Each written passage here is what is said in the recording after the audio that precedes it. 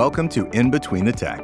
Today we're wrapping up Mauser's look at Wi-Fi 7. Carlos Cordeiro, Intel Fellow, Wireless CTO of the Client Computing Group of Intel Corporation, and Chairman of the Wi-Fi Alliance, sits down with Mauser to share his thoughts on this technology and the opportunities for engineers in this space. Listen as he shares his unique perspective on Wi-Fi 7. Carlos, thanks for joining us. Tell me, how did you come to join the Wi-Fi Alliance? The Wi-Fi Alliance is really the leading alliance today in the industry that defines what Wi-Fi is. It isn't the Wi-Fi Alliance that, as an industry with almost 800 members, that we all come together defining the requirements of the Wi-Fi technology and what the users have come to use and love for 24 years.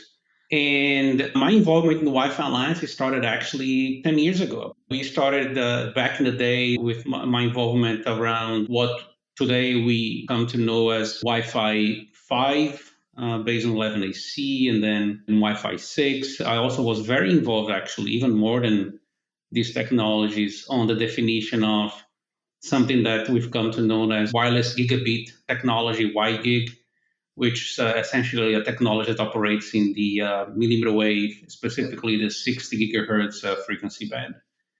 And for the past 10 years, I've been working on that alliance in different roles. I also have the benefit of being appointed by my employer, Intel Corporation, as to the board of the Wi-Fi Alliance. And I've been serving for almost a year and a half, it's going to be 2 years early next year, as the chairman of the board of the Wi-Fi Alliance. That has a separate, distinctive role when it comes to my involvement as an Intel employee. But I've had the pleasure to be involved in a great alliance that we are really working with all of the members to make sure that we are bringing the best technologies to market when it comes to Wi-Fi. That is not just the technologies that users see it, but there's so many things that happen under the hood to make sure that we have the best certification and testing and interoperability. And that's really where the industry comes together to define what today users think it's so easy, right? Wi-Fi just connects and just works. But so much work that happens under the hood to make sure that users experience, the seamless and easy and secure connectivity that Wi-Fi provides. Given your depth of involvement in Wi-Fi 7, what aspect of the technology are you most excited about? And where do you see the biggest impact between Wi-Fi 6 and Wi-Fi 7? Wi-Fi 7 is really a major evolution in the Wi-Fi technology. It not only brings greater speeds and feeds to Wi-Fi, but it actually improves in other angles, right, in other dimensions compared to previous Wi-Fi technologies. So one aspect that makes me very excited about Wi-Fi 7 is, in fact, and that ability to deliver greater speeds and be able to serve a greater number of users, applications that have more and more increased demand. So if you think about gaming applications, my kids, for example, they always want to play games and make sure that, you can achieve that single digit millisecond latency, which is so important for so many games. Or whether you are in this video conference that we are right now, right? And, having this podcast where we want to make sure that the voice packets, they get the right priority, so that packets can be transmitted to this cloud server and therefore things are on time. Or whether you're having virtual reality, right? There are so many people now that are using VR, AR games and content and making sure that you have the traffic being prioritized and being delivered at the right time. So I'm really excited about all these features in Wi-Fi 7. And there is one particular feature that I think it can deliver to many of these metrics, which is one called the multi-link operation. So multi-link operation is essentially the ability that Wi-Fi now has to manage multiple links at the same time. And let me just define a little bit more by what we mean about the link, because I think a lot of people will probably be a bit confused unless I explain that. So in legacy Wi-Fi technology, what I mean by legacy is previous generations, right? Wi-Fi 6 and below. Whenever you connect to an access point, you're always connecting on a particular band and channel. So if you pay attention how you connect your laptop to your access point when you're in your home, on your phone to access point, you're always looking for that Wi-Fi network and you're always trying to connect. And then you connect to that access point. Your connection is associated with a given frequency channel and a given band that the access point operates. And whenever you want to move your connection, whenever you want a client wants to go from one channel to another, or the access point wants to move a client from one channel to the other, the client has to go to a complete reassociation, right? So you essentially lose all the state information that you had from the prior connection, and then your new connection, have to establish everything from anew. And from the access point side, right, the access point again, these are two separate networks. Even though you may see that you have a network in the 2.4 gigahertz band and another one in the 5 gigahertz band, those are different networks, both from the access point and from the client side. And that's roughly what we define as a link, right? That's connection in 2.4 gigahertz and 5 gigahertz in those channels. That is what we define as a link. A link is more generic, it can even be two channels also in the same band. So two channels in the 5 gigahertz band, for example. And also even in the 6 gigahertz band, the new frequency band that has been recently allocated for unlicensed operation in the US and in many countries around the world. So now, with this going back to the feature for Wi-Fi 7, which is called multi-link operation, what essentially it does is that it allows the access point now to manage its multiple links seamlessly. So now, whereas before I could only talk to one client on one channel, with Wi-Fi 7 now I can essentially talk to different clients or even the same client on multiple links simultaneously, or basically doing some sort of time division, quickly moving a client from one channel to another seamlessly. And without disrupting, without having to redo your connectivity like you would do in the Wi-Fi 6, for example, and older technologies. Talk to the client, move that client quickly and seamlessly from one link to another, from 2.4 gigahertz to 5 gigahertz, from 5 gigahertz to 6 gigahertz, in a very seamless manner. And doing so basically gives us so many more flexibility now, because you can use that to achieve those single digit millisecond latencies that we are talking about for gaming. Because now, essentially, now I have more chances to basically transmit, because instead of just being tied to one particular link, to one particular channel, I now have the flexibility to choose whatever channel becomes available first. So that decreases my access to the channel. Therefore, I can get that packet, that gaming packet, that voice packet, that video packet. I can get that across more quickly. I can use those different links to also increase my capacity, because now I can use multiple links at the same time. And I can use that for more robustness, because I can even send the same packet across multiple links and therefore increase the reliability of the network if that's the need for the application. So there's so many flexibility now that Wi-Fi 7 is going to bring. So it's really a major stepping stone from Wi-Fi 6, which it's the current generation. There's so many things that are happening around Wi-Fi 6. But Wi-Fi 7 is really going to bring a major boost that's going to allow developers and users to experience so much more from Wi-Fi. You mentioned several industries, but do you see a specific industry embracing Wi-Fi 7 more than others? Yeah, so that's a great question. Different generations of Wi-Fi, if I just look at it historically, the adoption has, of course, been different by different industries. We always see, for example, the retail market, it be one market that quickly adopts Wi-Fi. Whenever you have a new generation, we immediately start to see retail access points that are supporting the latest and greatest generation Wi-Fi.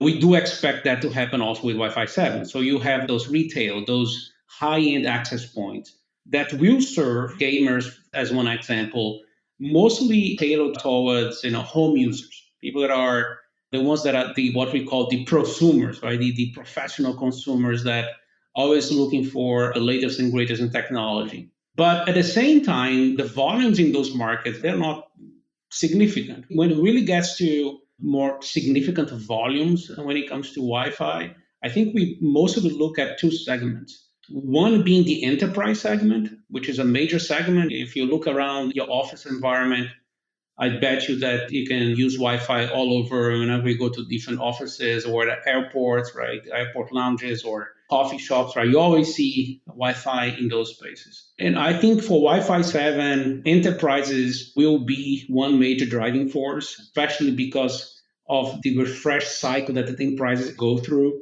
actually happens to coincide with the availability of Wi-Fi 7 devices. So I think we can expect to see the enterprise market adopting, in larger volumes Wi-Fi technology. And then you have also the other market segment of Wi-Fi, which is homes.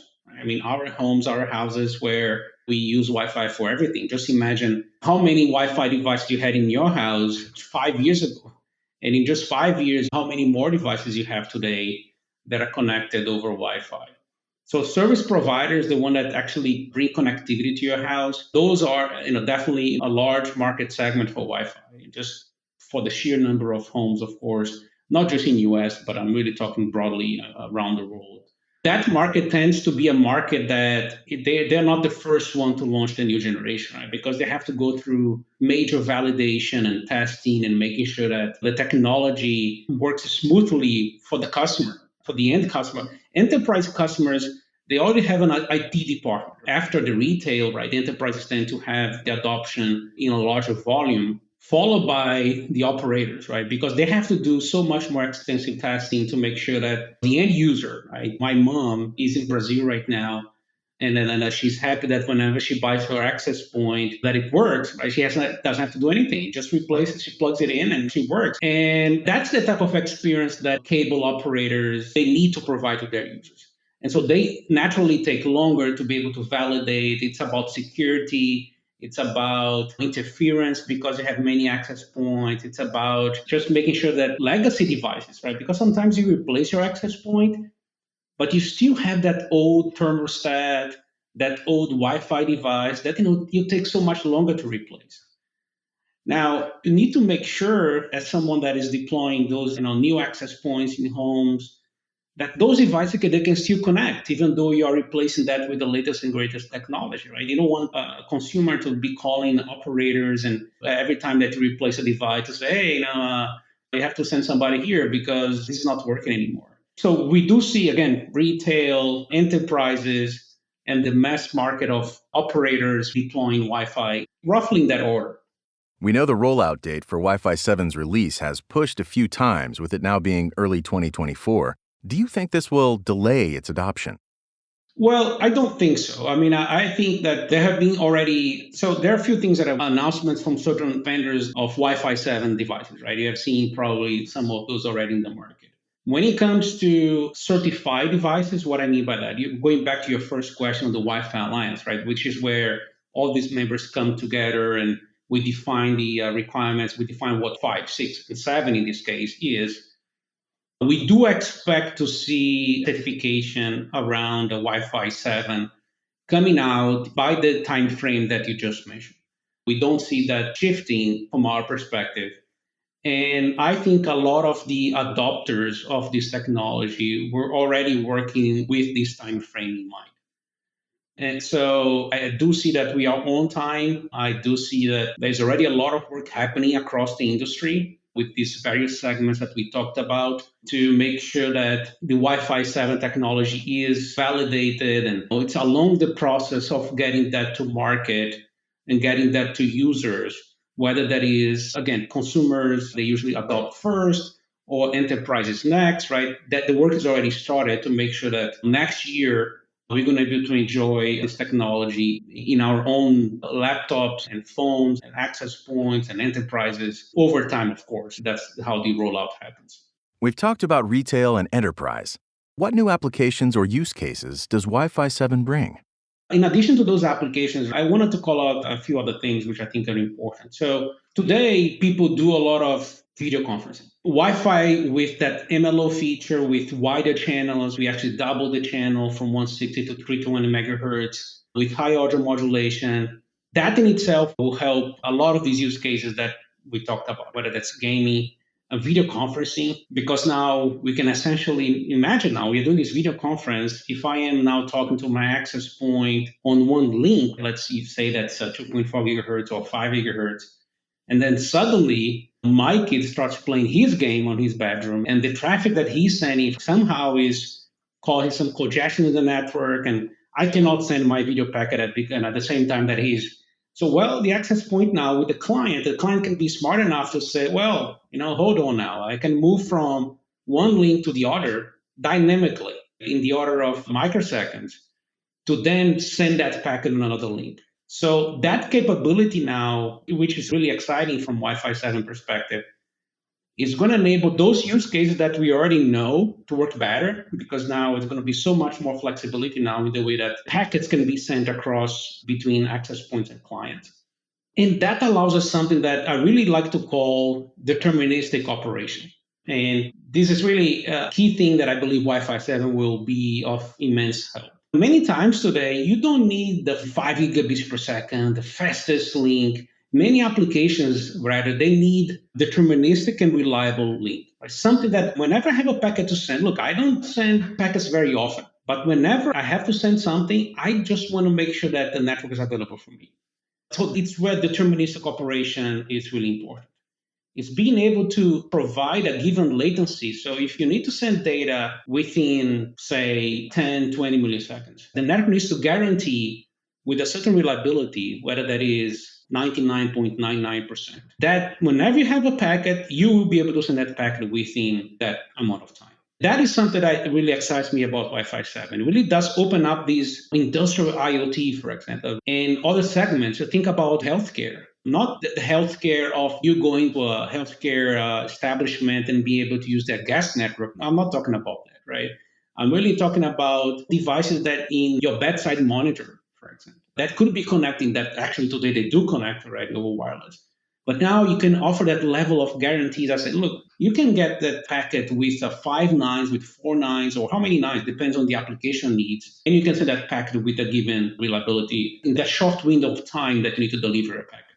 And the reason that Wi-Fi 7, by the way, helps with that is because it's multi-link operation. This ability now to know, I don't just look at one channel now. I look at multiple channels, multiple links. And whatever is available first, so even if you have something that is congested in one place, that something happens in one place, and then because there are other people using it, I can grab another channel and I can make sure that I send your packet on another channel. So that gives that statistical multiplexing across multiple links that will help you to be able to get your packet across with a given latency and a given reliability.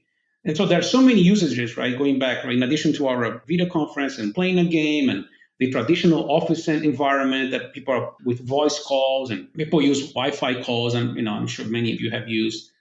But it opens up these other usages that, by the way, many of them are served by Wi-Fi today, but they cannot be offering that level of reliability determinism that Wi-Fi 7 can now bring to the table that before we could not. I'm excited for the rollout of Wi-Fi 7, but what comes after Wi-Fi 7? What improvements can be made for future releases? Being as someone that works very close to technology, I cannot sit here and not tell you that we are not already thinking about the next generation and that we are already thinking about, hey, how we can improve this and what are the various areas that we can do better. So a few years ago, we started a process within Intel to actually look at what we called Wireless 2030. And we started, maybe actually about 3 years ago. The whole idea was to look at how wireless is going to change by year 2030. I mean, what are the new trends? What are the new experiences? How are users going to expect to use technology? And how wireless plays a role in those technologies. And therefore, distilling that from tops down to look into the needs of the different experience from a wireless perspective. And we did this exercise a few years ago internally, but also we discussing with partners outside, trying to validate some of our assumptions, validate some of our use cases and trends. And that process, of course, maps to various technologies, not just Wi-Fi. Users have Wi-Fi for data, but they use Bluetooth for voice, and they use wireless WAN for if they're outdoors. So there is really a broad spectrum of how it's mapped, even Ethernet, if your device happens to be connected over Ethernet.